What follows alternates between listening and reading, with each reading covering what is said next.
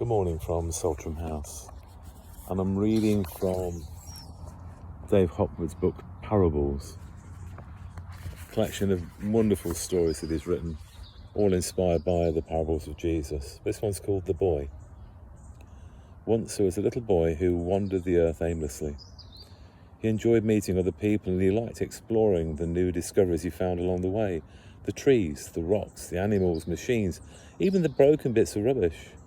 But nothing ever held his attention for very long, and no one else seemed to want to get involved. People smiled and waved, but no one stopped for long enough to talk. Everyone else was always very busy. So the boy continued his wanderings, searching for new things to see and new faces to smile at. On some days, the boy would suddenly be hit by a strange sadness he couldn't understand. He would sit down on a rock, unable to control the tears as they shook his body, smeared his face and crashed onto the ground down below. Then he would gradually recover, pick himself up and stroll off again, never really understanding what his sobbing was all about. But one day he met a little girl, very similar to himself, and also sitting on a rock crying desperately. Checking that no one else was around, he ran up to the girl and sat next to her, putting an arm around her shoulder. He wasn't really sure if that was allowed, as he had never seen anyone else do it, but it seemed the only thing to be done. She sniffed and looked at him. "Hello," she said. "I've been waiting for you."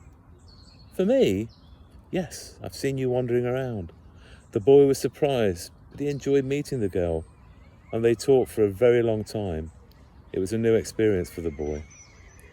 "Do you ever talk to people like this?" he asked her eventually. "Oh no," she said, "of course not.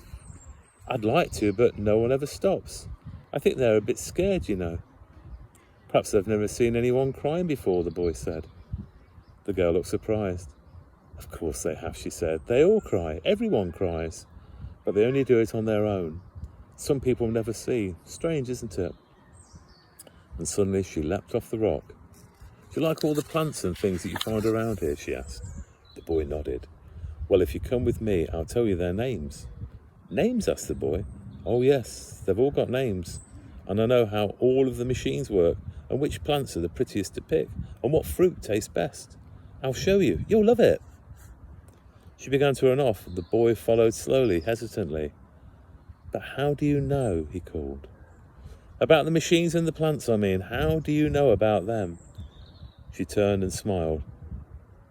"'Cause my dad made them all," she said. "Really? He must be really clever." "Oh yes," she laughed. "He's very clever. Come on." Be blessed by that reading today.